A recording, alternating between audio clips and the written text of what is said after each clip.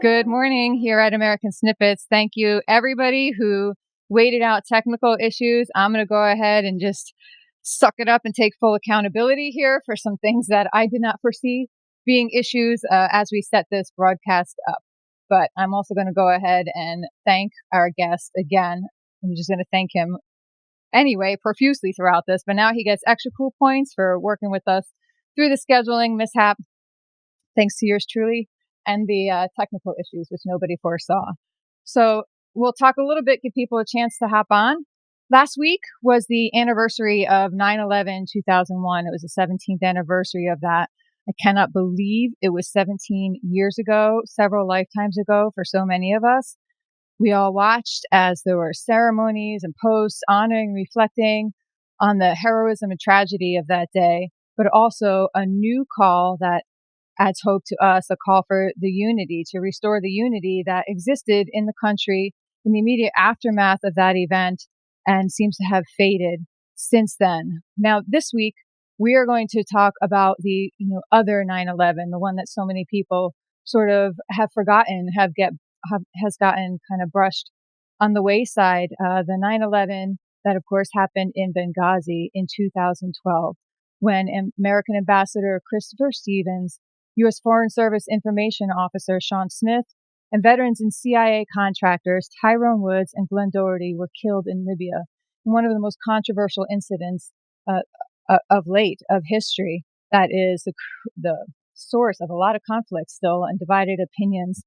Last year, we interviewed our friend Max Martini, who portrayed Mark Oz Geist in the movie 13 Hours, which I think, as movies and film and media are where a lot of people still tend to get their news.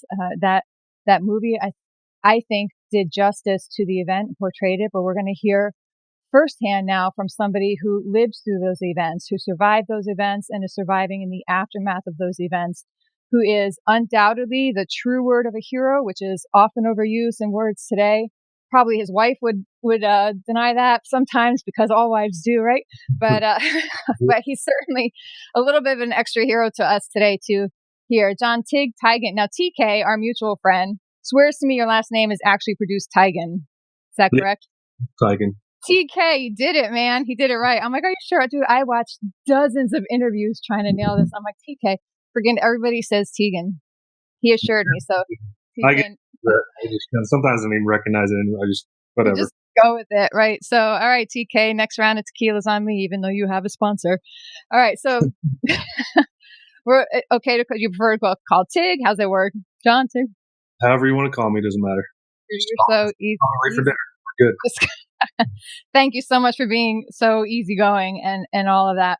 So obviously, we're going to get around to speaking about Benghazi, because that is a huge event and probably what a lot of people are going to tune in now, cut out of work for, and catch it later on the replay a little bit.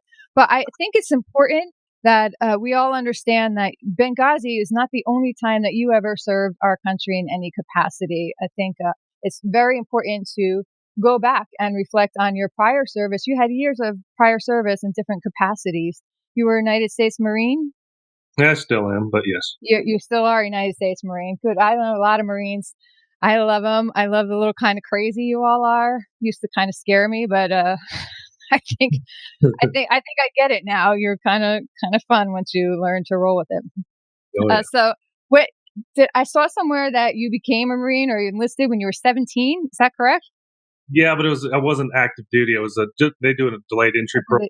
Do it a year prior to you go to boot camp. Right. But you still, as a 17-year-old, walked into a recruiting office and said, I'm going to be a Marine? Yep. So I'm the mom of 4 boys now. And so it's a little hard they're like 19, 18, 17, 14, however old they are. I can't remember, right? There's too many of them, but they're about that age. And I'm like looking at my boys and trying to picture them walking into a recruiting station and signing on. And I know so many people, obviously, who are still, and so many moms now my age with kids our age doing the same. So it puts it in extra light. What drove you as a 17-year-old to take such a huge step? I just pretty much wanted to do it ever since I was a kid, pretty much since I can remember. And what kind of pushed me towards the Marine Corps, mainly was Full Metal Jacket. Gotta love it, man. That boot camp scene and stuff, but it was just, I was like, I'm going to do that. I'm going to do that. That's the other Marines I talked to is always something. The last one was like, I had the recruiter walk in and all the chicks were after him. I'm like, I'm going to be that guy. Right. So whatever the cause, the fact that you stayed with it and you commit to it is truly remarkable. Can you talk a little bit about your service, before any of this happened? Was there any kind of particular moment that stands out, a defining moment for your life, one of the challenges you remember? I could probably say one of the moments that stand out is doing the freaking 20-mile humps. Yeah. I remember the pain of them. Yeah. But, I served, I didn't have any, there was no wartime when I was in between 95 and 99. So in a sweet spot. Yeah.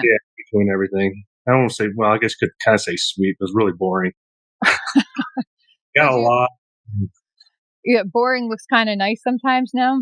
Yes, it is. In retrospect, right. So can you tell us then what happened in your life after 9/11 that sort of drew you back into the non-boring side of things? The first 9/11? Yeah, the first 9/11, sorry. Yeah, I was in Washington. The wife, she was stationed at Fort Lewis because she's a Army, and she's almost perfect. But so I kind of sitting watching that day.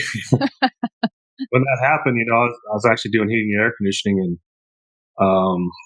I kind of went to work that day, and then afterwards I went back to their recruiter and tried to get back onto reserves, or at least active duty. Tried to, but since I was rated 30% disabled because of my lower back, they pretty much said no. By then, they had so many people signing up, like right at the next day, they had such an influx of fresh bodies that supply they didn't even. Yeah. Yep, they didn't work Marine anymore. So I just kind of stuck around, kept doing the heating and air conditioning thing. The wife, she ended up getting stationed over in Kuwait. And that's when I found out about contracting and how to get into contracting. Because the hardest part, I knew it was there, but the hard part's getting into it. And since she was overseas with one of the companies, it was just, she just hand delivered the resume, and pretty much July 2003, it's when I went over and started contracting. Oh, it's like, take my husband, please. Well, she went back with me. Wow. We both contracted overseas. So, there's all sorts of definitions of power couple. That's a word often thrown about too. But I think you guys meet the literal term of that. I mean, that is like one badass couple, man. That's awesome and true commitment. So thank your wife for her service too for us, because we love hearing that. So what were some of the challenges when you then were a contractor and she was in service? Was it easier then because you were both over there, or were you worried about each other, or did you just were you able to kind of understand each other's path because you knew firsthand what you were dealing with? Yeah, pretty much. Our first year, because we were both contractors at the same time, she had gotten out when we both went back as contractors. And, in Kuwait, it's pretty much, it's nothing really threatening over there. She got chased around a lot by the Kuwaitis because she was blonde hair. They love the blondes over there. So that was her biggest threat was, just chased.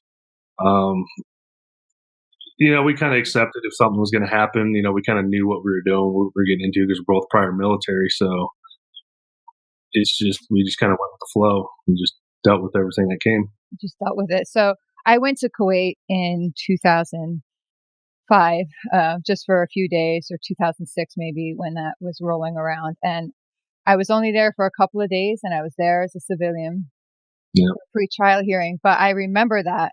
I'm also blonde, and once upon a time it was natural. So I remember walking through the Kuwait airport there, and it's very hard to describe. You actually feel kind of like hatred sent your way, right? The men would actually just openly glare at us. They messed around with us a little bit, took our passports, so kind of tried to play with us and like scared the shit out of us, really. And so I get that. And I think it's hard to describe unless you were even there. But that experience even gave me just such even a greater respect for the people. And I'm going to go ahead and say, especially the women who go to those territories there, because it's really just a super creepy, intimidating. Maybe if I was military, I wouldn't have been so intimidated. our escort, she's a lieutenant colonel, and they're texting her. They're like, Haji, go home. Haji, we kill you, like that kind of thing. And I was like, and she's like, haha, like it was all just a day's work for her. Yeah, it's definitely a different level of attention that they get than guys get. Oh, yeah. Creepy stuff. So then we'll move forward into, well, let me talk a bit. 9/11/2001 happened. What was the environment then for you? Like, what did that mean to you then as an American and as somebody stepping up to go, trying to get back in and serve? And then, what compelled you to go to those lengths to be a contractor? There had to be some driving force that you're going to put yourself in harm's way to be a part of service in some capacity. Just to feel like I was actually doing something to make a difference. Obviously when they hit the towers, everybody felt the anger. I think especially a lot of guys that everybody that pretty much jumped in definitely felt that anger. That's pretty much what drove them to do what they did. And I just felt like I had to do something. I had to figure a way to get over there to do it, and that was the only way I could do it. So I went that contractor route. So you went the contractor route. So then we'll fast forward to 9/11/2012. I'm sorry, Dave's message. He always yells at me, but he's like standing behind us. I can't pretend he's not there. He's like behind me going like this, right? So I'm sorry. Honesty, like that's my flaw. So, okay, 9/11/2012 then. You are in Libya. And this was not, how long had you been deployed on different jobs, but at the time that day rolled around? I want to say I'd probably been there maybe just a little over 30 days or so. Was on my third trip there, but fourth trip in Benghazi itself, in Libya itselh. Wow! So I'd been there for a while. So you had a good sense of the. And did I see somewhere in one of your interviews? Did you say that the actual citizens there, they were supportive of you and happy of your most of them? Yeah, I never really got the stink eye vibe like I did a lot of the other places. Yeah. Of course, you're gonna have a few here and there, but we'd go out into the stores and be greeted, welcome. I mean, they'd run across the street and get us something to drink. We wanted something to drink. Wow. It was totally different than anywhere else I've been. I think that's important for people to know too, because as you know, what's portrayed, in the media, we're not there, right? So we don't know what's actually going on. And so once upon a time, we relied on the media to tell us what was going on. So I think it's good to know that the people there actually were, supportive of your presence there, because that's not necessarily what we're led to believe. Yeah, it's kind of sad. I mean, just even after the attack, a whole bunch of them rose up and they pushed Ansar al-Sharia out of town. Several dozen, I believe, got killed doing it. These are just everyday citizens, and they, we didn't go back and even help them do that. We just kind of pretty much ignored it. It was, my opinion, pretty sad. Yeah. And so I know we have some people hopping on now. It was hard. I'm like trying to tell people to ditch work, right? Like, ditch work. Your boss won't care. It's okay. But because that's how I roll too. But anybody who is hopping on now, if you have a question or you want to like and share and let Tig know, what you're thinking of this too. We have Dave over there ready to kind of field those and pass them along. But so that day then in 2012, when you were in Libya there, did you have a sense? I mean, that the embassy had some kind of skirmishes before. There'd been some minor incidents of people kind of antagonizing you all there, or you had the consulate in Benghazi. Yeah, I think the first time they threw a grenade over the wall, and the second time they actually blew about a Volkswagen-sized hole. They had snuck up on the outer perimeter and just put an explosive device out on the wall and exploded. And I was actually there that night. I think that happened. I think it was about 1 in the morning, between 12 and 1 in the morning. I think it happened. And Bob, he was the chief of base at the time. And I was actually up doing the night shift. And you wake everybody up. After you wake people up, I'm getting my gear on. I'm getting the vehicle set. And, we got ready to go. It probably took us a little bit longer to get ready than it did on 9/11. But still, we're probably definitely within 15 minutes ready to go. And again, Bob did not let us leave. He told us, no, stay here. We'll let 17th Feb handle it. So, for people who keep saying that there was no stand down order, well, he actually gave it to us again, prior to that. So it was just. So that brings up a whole slew of issues too. I cannot imagine what it is like. So I have my own experience with it, almost like kind of pales in comparison to yours with, false news and impressions and such, and people kind of speaking out against something that I experienced firsthand. What is that like to you to to have been there and get that stand down order, which goes against your every instinct, right? And then B, to have people here just sitting in their homes, the keyboard warriors who really know nothing about it other than what is out there in the media, depending on which outlet they're watching, because both sides, who knows where they get half their stuff from. But what is that like for you to hear people saying, no, you're wrong, that didn't happen? I pretty much nowadays I just ignore it. Pretty much, well, you're just going to just call them CNN brain dead, pretty much. That's the type of people who say, "Oh, you were never told to stand down. It was all a lie." The only reason why they say it was all lies because you got the politicians that are on the left. That's what they want people to know, people to believe in, because they don't want to feel like they're the incompetent ones that didn't do the job that was correct. So it's easy. It's easier. It fits their narrative a lot better. Yeah. It's just stupidity on their part. Everything that we testified against, everything that we said in the book, and the only thing that they say that we lied about is stand down order. Why would we lie just about one thing? If we're going to lie, we might as well lie about a lot. Yeah. So, but you want to believe everything but what, 3 words, 1 word? I mean, come on, give me a break. Yeah. And so now what is that like?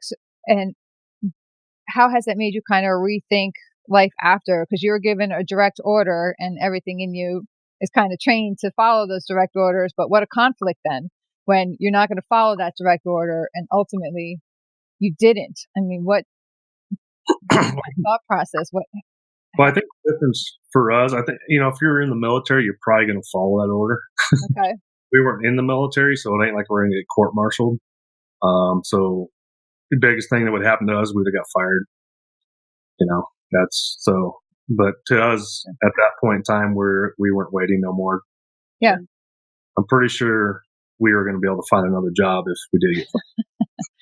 Yeah, that's a good. I guess maybe there's something a little liberating about that when you're like, well, what's the worst that can happen, and go for once you assess that what's the worst that can happen, and you realize the worst is not to do anything.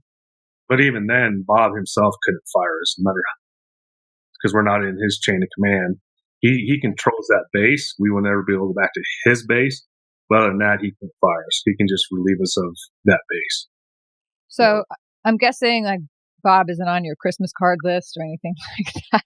I don't hate the guy. I just think he was in a position that he didn't really truly understand. He was thrown into that because he's on his last tour, I guess you could say. He's getting retired. I think he was in for like 30 years. A lot of times he was at the farm anyways. But, I honestly believe if he thought or knew that they were going to get killed over there, he would have let us go. I believe that. I don't think anybody that would not let you go. But he was just risk adverse. And again, I don't hate the guy, but I would never work for the guy again. Yeah. Okay. Well, that's good of you. So, through the course of that night, I'm not going to ask you to walk through that whole night. I can't imagine what it's like to say that over and over and over again, right? And have to relive all of that. Well, I do at least a couple times a month. Yeah, right. So I'm just going to ask you, if there is any one moment in that evening that, was like kind of a game changer for you, or where you thought maybe this isn't going to end well for us. And I would probably say when the mortars came in. Okay. Initially when we went to the consulate initially, you're kind of thinking because, they just said there was an unknown number of individuals that were on the consulate grounds. I think the team leader said it was like between 40 to 60, they thought, maybe even more. So when we're going over there, you're kind of thinking, well, this may not end well for us, but we're going to try to do something. But once we got on there, you know, didn't really think we weren't going to make it out of there. And then when the mortars came into our compound, that was kind of one of those moments where we might not make it out of here because we have zero defense for mortars. The mortars would have kept coming in, we wouldn't have made it out. There's nowhere we could hide, and we'd just have to pretty much leave the compound ourselves and find another place to go. So, get some fly.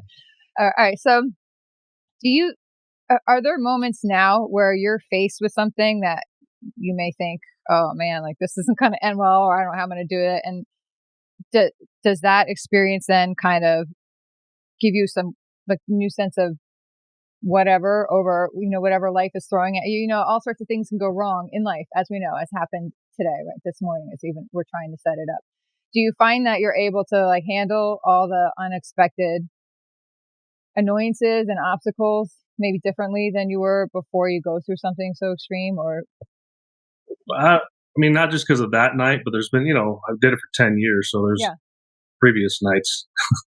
Some were more intense than Benghazi was. Just difference with that one and some of the other ones is that one was definitely the longest I've been involved. I was in contact with the enemy. Usually, it's really fast, really intense, and it's done. But that's like over in Afghanistan and Iraq, where you have no big mill that can come and pretty much save your ass. So over here, we were by ourselves, but I think it helps you get through things. Is bad things happen obviously every day, but you can sit there and think, well, I've been through worse, so this is going to be a cakewalk. Yeah, and you definitely change your thinking about multiple things. So, I mean, what does it mean to you that it was not an American aircraft that came and got you out? That you guys came home courtesy of somebody else's support. At the time, you're not thinking about it. Right. You're just getting on the plane. Like, I don't care who the hell is flying this thing. Yeah. Yeah, pretty much. Because, I mean, I know being at the airport sitting there thinking, why in the hell did nothing ever come?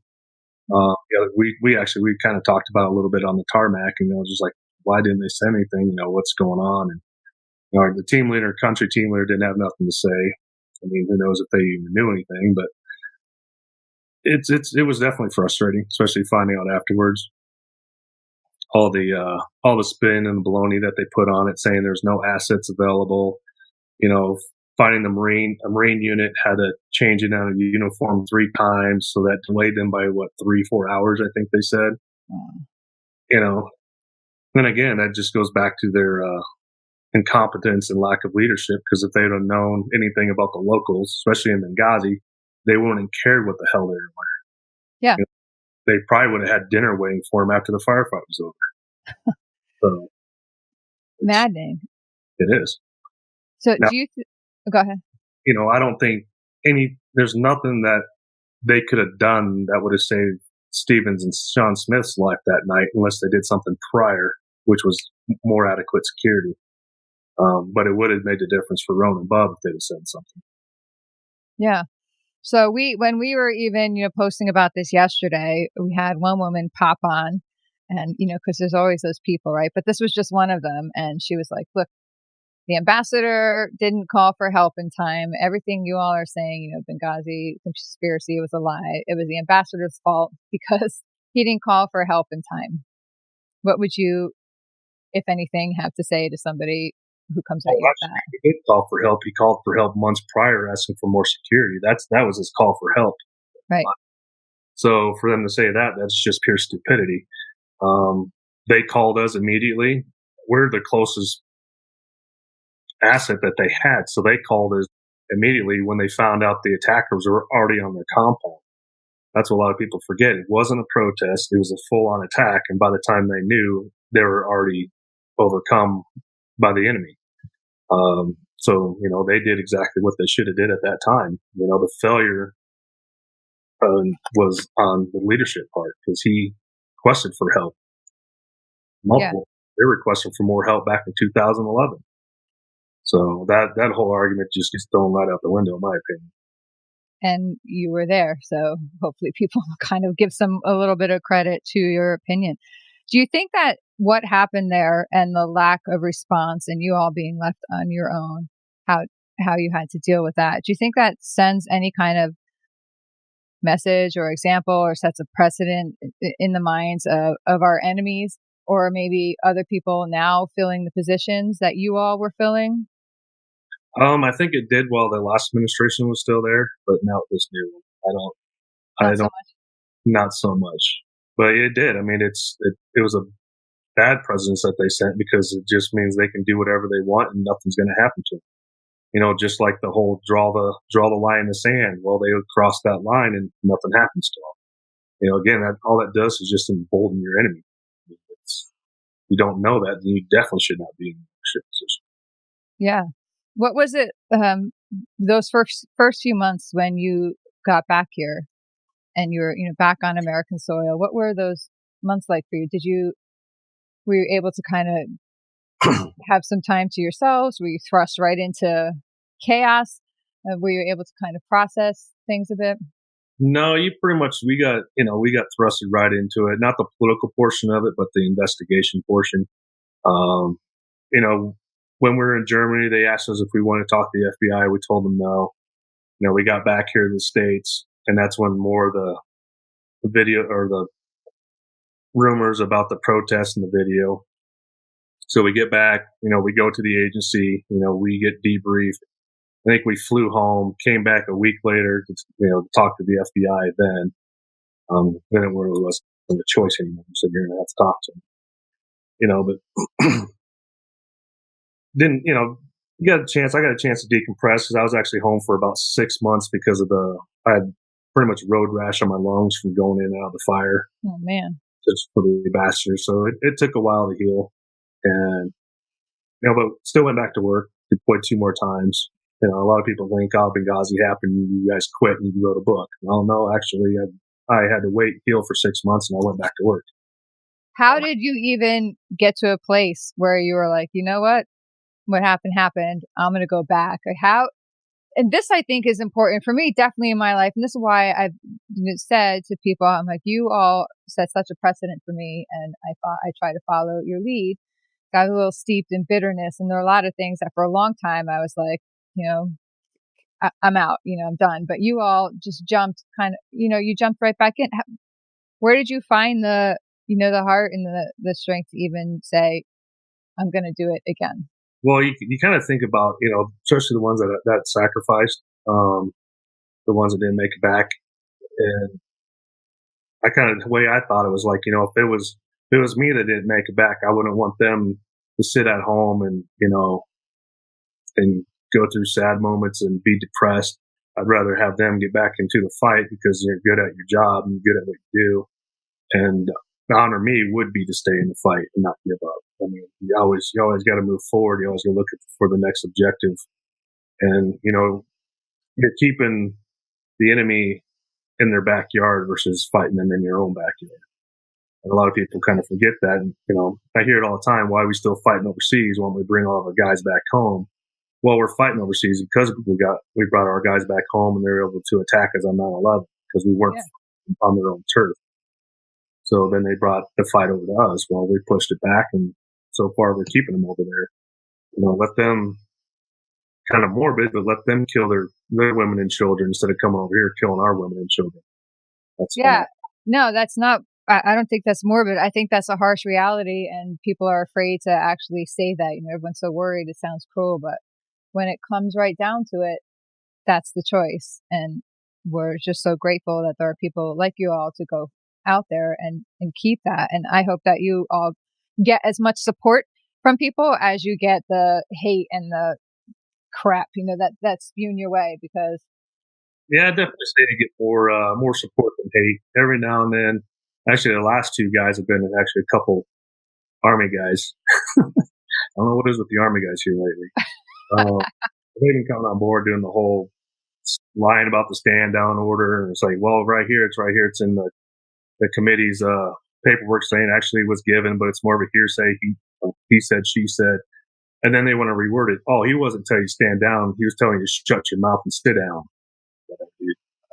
So that's just what you deal with. You're just like, okay, you just want to reword it so again it fits your agenda, your narrative.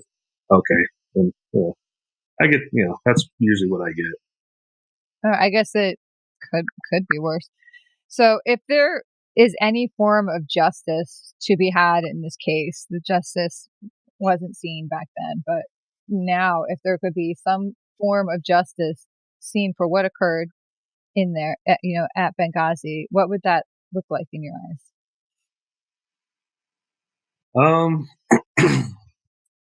I think definitely. I believe it was, I can't remember who, Charlene Lamb, the lady who was in charge of security for the embassy, for the consulates and embassies. I think she should definitely be prosecuted for a minimum of involuntary manslaughter, because you want things to change. You want people to be protected. That's the only way you're going to change things. You got the leadership who's back home in DC, who's never actually spent 1 minute on the ground doing security, but yet you're going to tell the guys on the ground that you don't need security, you got enough, whatever. Well, then to me, you just put their lives in your hand, and anything that ever happens to them, you become responsible. And that's how you change people's mindset. Say, well, if I screw up, if it's all about money, well, you allocate the money from somewhere else. But you should take 100% responsibility for whatever happens to them. Just like, a CEO that's back here in the States, if something major happens, like a scandal happens, guess who pays for it? The CEO. He'll go to prison. Yeah. I mean, was it Bernie Madoff or whatever those scams that he was running with his business? I mean, kind of the same thing, he was doing personally, but you should be held liable personally. I mean, you're in a leadership position. You're getting paid by the taxpayers to make sure all those people that are under you are protected and secure. But yet you're going to sit there and say, well, I lost it, under the paperwork on my desk. I think that's what's an excuse. Oh, nice. So, well, then you should pay the price. If they pay the ultimate price, you should be paying the ultimate price while you're alive. You should spend the rest of your freaking life in prison. You want things to change in our government. That's, you hold them accountable, not promote them and move them out of the way. That's pretty much what happened to her. She got promoted and moved up. So it's enraging, right? You move up because you screwed up. Yeah.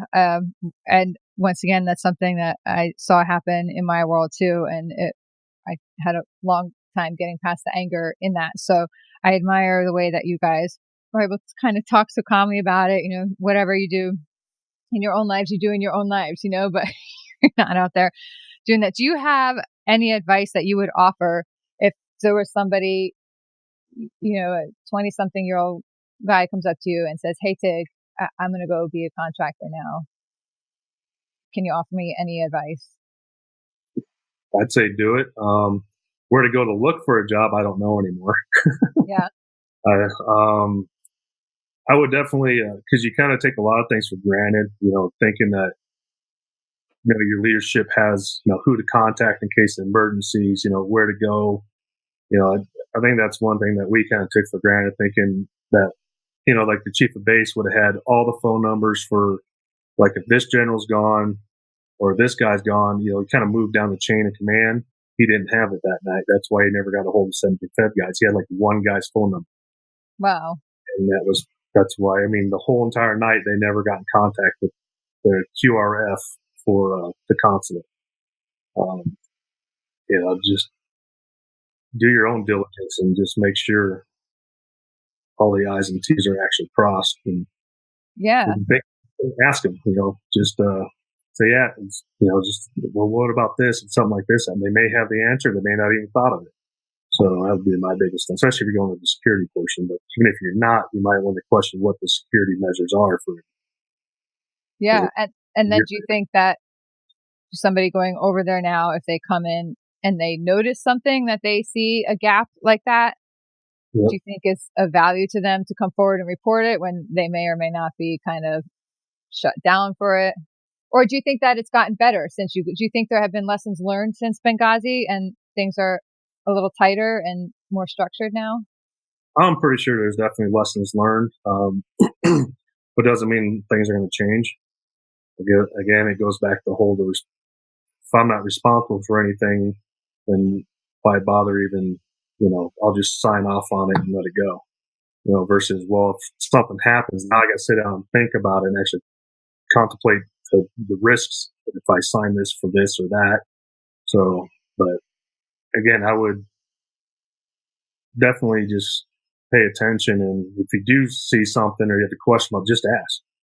I mean, 90% of the time, they might make fun of you because them themselves probably didn't think of it. That's usually what I found out in a lot of cases was they kind of let something go and they make fun of it. And the next thing you know, now they're yeah, but they're going to credit themselves.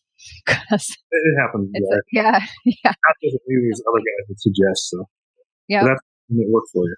Which seems crazy that could happen in what is supposed to be, some ultra elite, let's say mature organization, right? And it's mind blowing to me.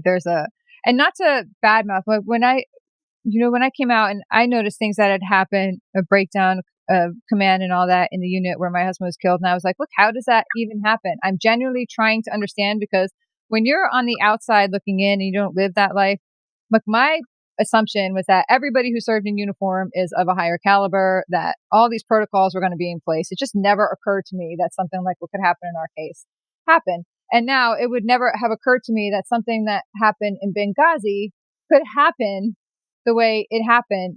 Everybody outside of that world who doesn't live it, maybe we don't think about it because it just seems like, oh, that would never happen, because we all assume that you guys or whoever the leadership is over there has their shit together and is going to be on top of it, right? And would never allow such a thing to happen to anybody, let alone Americans there serving.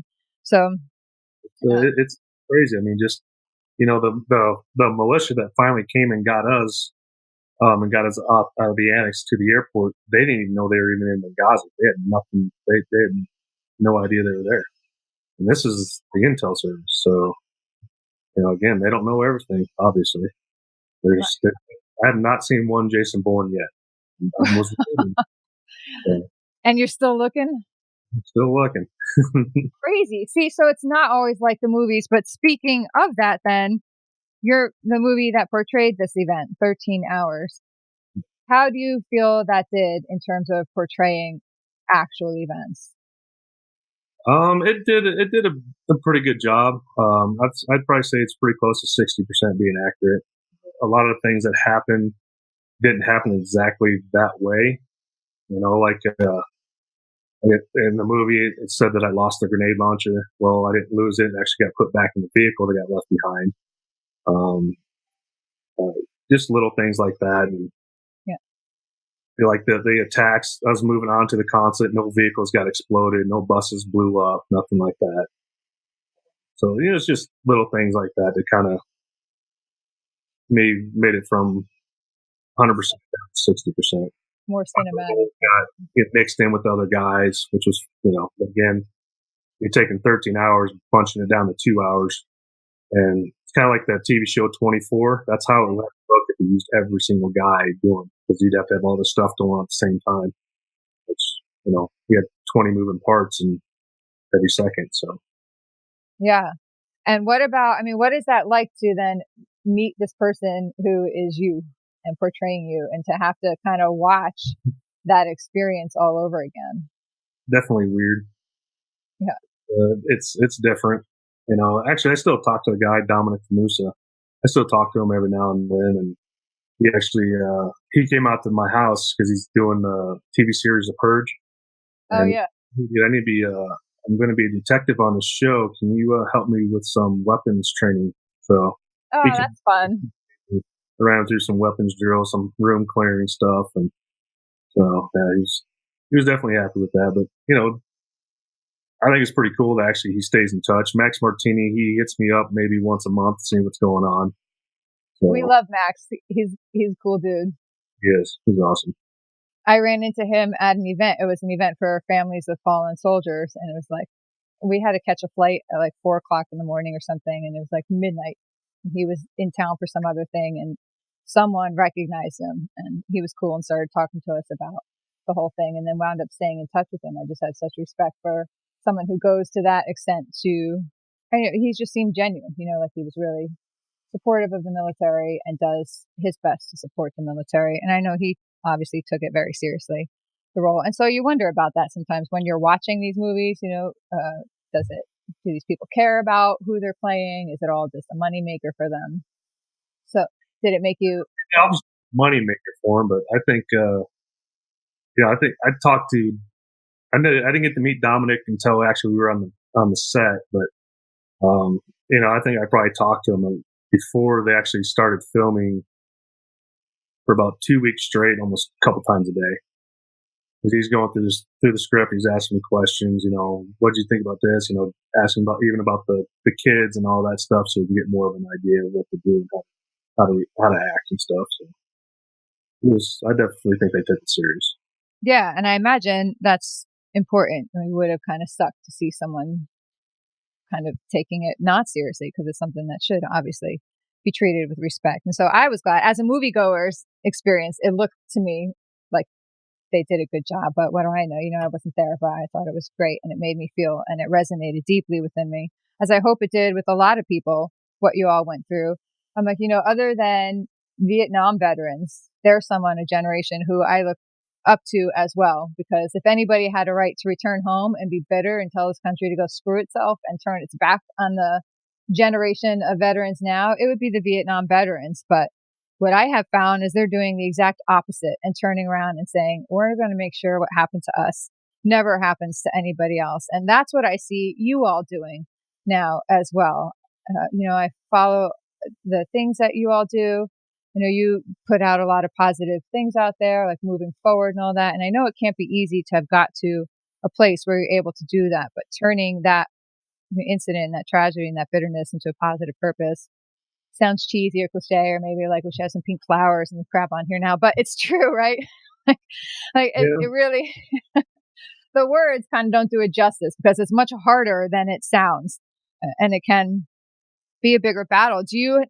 Would you have any words of advice from the men and women returning from combat in their struggles to kind of readjust to a society that, not that we're apathetic, right? I am a civilian. I'm a military family, but we were National Guard, right? So I never lived in the full military culture. And the fact that my husband died in Iraq doesn't mean that I suddenly know more about the military culture, except for, the trial and stuff we went through. So most of us, it's not that we're apathetic. It's just that we don't know. And we're so twisted into thinking this way or that way by what's out there, that I can see how there's sort of a clash sometimes with the veterans returning home. Would you have any kind of insight or guidance to any of our combat veterans returning from service, or maybe even those from another era who are still are struggling to find their path again? A lot of guys I ran into, they do have a bitter attitude, but the biggest thing is, nobody owes you anything. Even though you went over, you did what you did. You volunteered to go do it. They didn't send you over there, so don't come back feeling bitter. Sitting thinking, everybody owes you something, so you have that chip on your shoulder. You're just as equal to the guy who never even served. That's me, in my opinion. Because if you start holding that, well, I did this, so I'm better than you, well, you're going to have a hell of a rough life, because, for one, nobody knows really what you went through.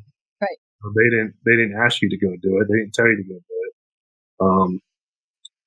It could be somebody that you're pissed off at because he made a comment. He couldn't serve because he has diabetes, or he has, something you don't know, but just don't be bitter. And if you're struggling, talk. I know, talking about what happened that night with me has been very therapeutic. And, when I first started talking about it, it was very hard. It's gotten a lot easier. It's been a lot easier on me because I've been able to talk about it. Mm-hmm. Even going around doing the speeches, you talk in front of all kinds of people, and a lot of Vietnam vets, they held a lot of stuff in. They didn't talk about it. They were very bitter. I mean, they have a real good reason to be bitter towards people. Right. But they hear us sitting there talking about what we went through, and then, usually sometimes it's the spouse that'll email us, or even the veteran himself will email us saying, since you went up there and I heard you talk, I've been starting to talk to people, and damn, I do feel better. It's helped me out a lot. And it doesn't fix you, but it helps you. So. Yeah, that's outstanding. I would just don't feel like people owe you anything. And I don't think a lot of veterans do, but there are some that do take the extreme, and I've seen it. I was in a vehicle with one veteran. We got pulled over, and he kind of pulled that. Well, I'm a veteran. Don't you know who I am? I did this. I served the country for you. Kind of like sitting looking at the guy like, what the hell, dude? He's out there serving too because he's overseas. But I'm just finally had to tell him to shut up. I mean, just take the ticket. You were speeding. Let's suck it up. Don't be a dick. I just got a speeding ticket not too long ago. I'm not going to say, oh, you know who I am? I'm the one freaking speeding, not the cop. That's good out. Like, I will say there was one time that my military ID got me out of a ticket. I didn't even mean it to, right? It was on freaking Mother's Day. I get pulled over, right? And I was looking for my license because shockingly, I'm not always very organized. And my military ID fell out, and the police officer was like, "Oh, that's you," and I got off. But I never, after that, like, handed my military ID over, and especially, wouldn't like the sick jokes, you get your widow ID and all that, right?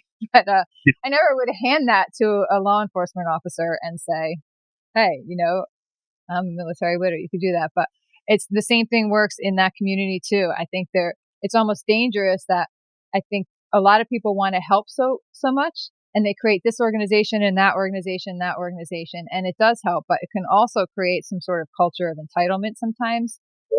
Where and I spent a few years working as a veteran service officer for my county, and I saw both ends of the spectrum. I saw people who were in with debilitating disabilities as a result of their service, like, "Oh, I got this. I'm fine. I don't need this help. Other people deserve it more."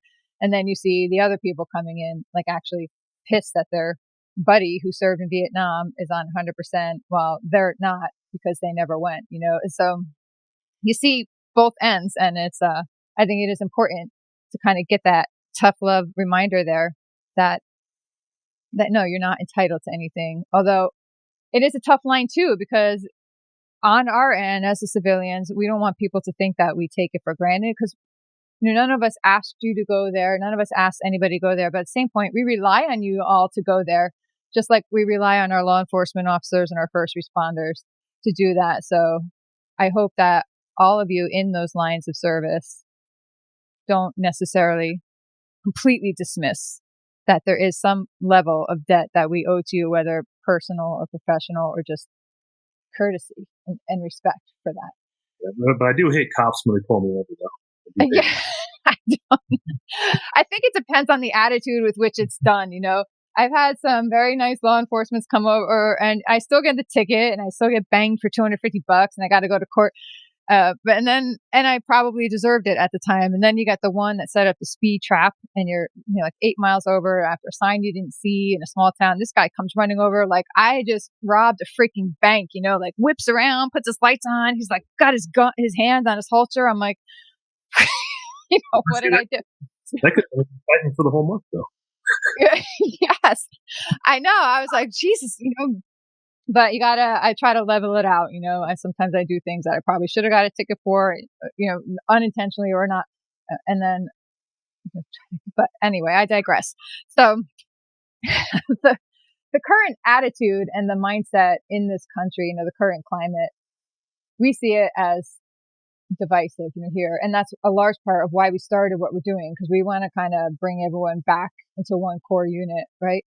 But what are your thoughts on it, on the mindsets on patriotism and politics and everything that's happening out there in the general forum right now? I think there's a lot more patriotism than the media portrays. I think they just want to portray the negativity because that's really what sells. I mean, Antifa, they're big in certain areas and only at certain times. Even some of the people that do go to those rallies, they have no idea why they're even there. There's only really a true handful of Antifa guys that are doing a lot of stuff, but, the media will focus on it and show it like a bigger picture. You got all these protests, just like on the highway. A lot of people, they'll start off with like, again, a dozen people, and other people will see it and then they'll just show up to show up. That happen again. They don't know why they're there. Like some of the videos you watch, some of the interviews at the protests, you got the reporters going around trying to ask them questions, kind of like, why are you here? What are you protesting? and they really don't know. They have no clue. But the politicians, they're acting more like reality TV stars than politicians, which is way worse than a normal politician. But just like with the whole Feinstein with this the Supreme Court justice nominee, she waits until this is a reality TV show. This is what they do. They wait till that last second and ta-da! Check this out. But she had the information 6 weeks prior. We're degrading everything that the country stood for when we start doing stuff like that. If you have information on somebody who's supposed to be appointed Supreme Court judge, it should have been out immediately. I could see maybe doing a little bit of a background, make sure the person actually exists, not like some of the New York Times with, anonymous freaking people. But again, it should have been, the committee should have known immediately. And I think she should be definitely investigated, but it's just ridiculous. And it just goes to show the rest of the population is going to see it, and that's how they're going to react to everything. You got Maxine Waters, telling her supporters to go and harass Trump supporters, or how in the hell did she not get relieved of her position? I mean, she's enacting violence against other Americans as a leader of the Congress. I mean, it's freaking ridiculous. So if she can do it, the other individual saying, "Well, why can't I go do this?" Yeah, so, that boggles our mind too. We had somebody pop up, and I was wondering when somebody was going to ask this question, and it was asked, your thoughts on the whole kneeling thing. We'll touch on this for a second because, and then move on. It is important, but obviously they have the right to protest. Obviously, I have the right to protest and protest. Yeah. But I think the place he's doing it is wrong. You're paying to go watch something. I'm not going to go pay to watch somebody protest. That's a place where you want to get away from reality. You want to be able to enjoy something that shouldn't be affected by anything from the outside world. And now it's been politicized. It's been blown up. And it is disrespectful because of where he's doing it at. And I think, once you go somewhere else where they play the national anthem, like at a conference and kneel there, once you, making statements during the off season, why aren't you on TV right now making statements? Because, the news media will eat them up. Yeah. What you got to do is say, "Hey, I want a press conference." Yep. Again, I mean, even in the off season, I think probably less than 10% of all those that kneel actually went and did something. All the rest of them, now they're getting thrown in jail for domestic violence and drugs and all this other crap, but yet they want to protest the cops for, equal rights.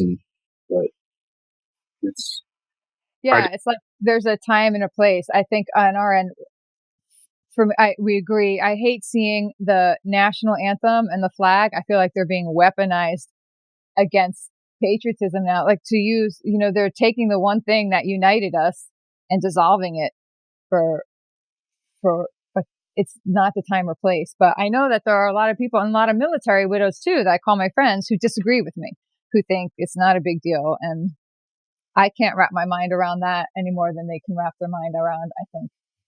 Yeah, which feeling so strongly. I don't get upset. I mean, I got friends who same way. They don't really care. I'm going to sit there and get an argument with them and hate them for it. No. That's their opinion. And, as long as they don't get irritated and pissed off about my opinion, we're good. We feel differently about everything, just like some people hate pizza and some people don't. So, that's what made us who we are. But some people, they just take to the extreme. Yes. Like how can you disagree with him protesting? How can you, well, it's my right, just like it's his right to protest. I can protest him. I think the biggest thing I think, honestly, is what Nike did. Oh, yeah. That's worse than what he did, kneeling. Yeah. Because of what the statement they made with it. That was just totally wrong. I think it was a very poor choice, but I think they clearly did that on purpose, knowing that they were going to get the result that they got and kind of boost their, their presence in visibility, in this country. But yeah, I'm with you on that. I think it's outrageous and they should have probably chosen. There's so many other people they could have chosen. And here's the thing that gets us to, it's like there's all the deference is given to the one side, but the moment, like you said, anybody steps up and says, "Hey, this is actually what's insulting," it's like that opinion is villainized almost, and so there needs to be a better balance, between the two. So I want to move into quickly here what you're doing now forward. A lot of what we talk about is how to build forward, and that's a lot of what you talk about too, and we love that. And you and your wife have an organization. Is it Beyond the Battlefield? Yep, Beyond the Battlefield. It's the Tigon Foundation.org is the website. Some UK company had the website Beyond the Battlefield. Jerks. Yeah, we do that. We help veterans and first responders. Our main goal is to try to get veteran service dogs. We got one service dog for one guy, and then we got more training for another one. But we don't just stop there. 'Cause I know going around doing a lot of veteran nonprofits, help them raise more money, kind of see what they did and how they do it, and listen to other veterans, some of the issues with some of the veteran nonprofits. Like biggest one is, this is our bylaws, and if you don't meet these bylaws, we're not going to help. I've seen it at so many different levels of experience. Yes. So when we did ours, our goal was we're pretty much, we can do whatever we want if they need it. We got to verify who you say you are, but we're going to help you out if we can. We're not going to push you away. We can't help you. We will find somebody that will help. That's awesome. And so you'll work with another entity. Oh yeah. You'll link them up. Because I think if all these veteran there's probably like 20 trillion freaking veteran nonprofits now. Yeah. If you're linked together and help each other, the help that you give the veterans and first responders would be a lot more effective if you just cross the land with each other and help each other out. I help other nonprofits raise money. With Car Firearms, we've helped raise so far about $120,000 for 10 different veteran organizations. Wow. So, I don't just work for myself, because again, it benefits other people. My foundation, it does what it does, but this other foundation takes people hunting. This one does one for, fitness. This one does it for PTS. They have the counselors, they have the getaway homes, and some getaway homes, but the facilities that take veterans in for multiple days. Like one I just went up with. I keep forgetting. It's like Veterans Community something, but they make tiny homes for homeless vets. Oh, that's awesome! Yeah. This little neighborhood, I think it's got like 20 or 30 tiny homes in it. They bring the veterans in. They try to get them. They kind of try to get them moving quick. Try to keep them about 4 months, but they help them get jobs. They help them do the resume. But if they need longer to stay, they stay longer. But they try to keep them flowing so they just. I know veterans. They'll milk that thing as long as they can. Some, yeah, yep. So, some will. But so, it's yeah. Good, go ahead. I'd like to grow mine, but you also got to help the other ones grow because it's about the veteran, not about yourself. Well, yes, but there's nothing wrong with centering there on your own primary purpose too.